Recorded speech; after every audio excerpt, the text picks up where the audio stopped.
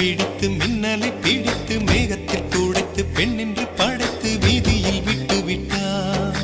இப்படி இன்னொரு பெண்மையை படைக்க தன்னிடம் கற்பனை தீர்ந்ததை எண்ணித்தான் பிரம்மனும் மூர்ச்சையுற்றார். அவளின் ஆசைக்குள் நுழைந்த காற்று உயிரை தடவி திரும்பும் போது மோட்சம் அடைந்து ராகங்கள் ஆகின்றதே. ஓஹோ, மழையின் துளிகள் அவளை நனைத்து மார்பு கடந்து இறங்கும் பொழுது முக்தி அடைந்து முத்துக்கள் ஆகின்றதே.